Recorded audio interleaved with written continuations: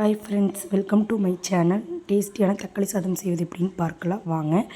குக்கரில் 4 table spoon oil விட்டு 2 spoon கடலப்பருப்பு, 1/2 ஸ்பூன் சோம்பு, 2 துண்டு பட்டை போட்டு பொரிஞ்சது 3 பெரிய வெங்காயத்தை ஸ்லைஸாக கட் பண்ணி வச்சுருக்கிறேன். அதுவும் 2 வரமிளகா, 2 பச்சை மிளகா, பூண்டு 4-5 பல் தட்டி போட்டிருக்கேன். இதையும் எல்லாம் சேர்த்து நல்லா வதக்குங்க. அதுக்கப்புறமா 4 பெரிய சைஸ் தக்காளி பழத்தை கட் பண்ணி வச்சுருக்கேன்.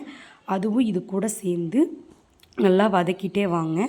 உப்பு சேர்க்கணும். நான் உப்பு சேர்க்குற வீடியோ இதில் ஆட் பண்ண மறந்துட்டேன். ஸோ நீங்கள் ஸ்கிப் பண்ணாமல் உப்பு சேர்த்து வதக்குங்க. அப்போ தான் தக்காளியும் வெங்காயம் நல்லா சீக்கிரமாக குக்காகி நம்மளுக்கு கிடைக்கும். தக்காளி நீங்கள் எந்த அளவுக்கு சேர்த்துக்கிறீங்களோ அந்தளவுக்கு தக்காளி சாப்பாடு டேஸ்ட்டாக சுவையாகவும் இருக்கும். ஓகேவா ஃப்ரெண்ட்ஸ்? தக்காளி போல் இந்த அளவுக்கு மசிஞ்சு வந்ததுக்கப்புறமா நாம் 1 ஸ்பூன் காஷ்மீரி மிளகாய் தூள் போடணும். எதுக்கு இது போடுறோன்னா கொஞ்சம் கலர் கொடுக்கும், கொஞ்சம் காரம் கம்மியாக இருக்கும். ஏன்னா குழந்தைகளை சாப்பிடணுன்னா காரம் கம்மியாக நம்மளுக்கு தேவைப்படும். அதுக்காக நான் காஷ்மீரி மிளகாய் தூளை எடுத்திருக்கேன். அதுக்கப்புறமா இந்த ரைஸ்க்கு தேவையான தண்ணியை நாம் இதில் ஆட் பண்ணணும். ஆட் பண்ணிவிட்டு நல்லா தண்ணி கொதித்து வர ஸ்டேஜில் நம்ம இதுக்காக 10 மினிட்ஸ்க்கு முன்னாடியே நம்ம அரிசி ஊற வச்சுருக்கோம். ஸோ அந்த அரிசியை இது கூட ஆட் பண்ணிக்கணும்.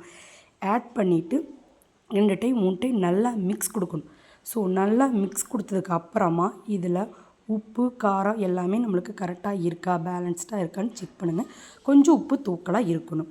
அதுக்கப்புறம் குக்கர் போட்டு 3 விசில் விட்டு இறக்கிக்குங்க.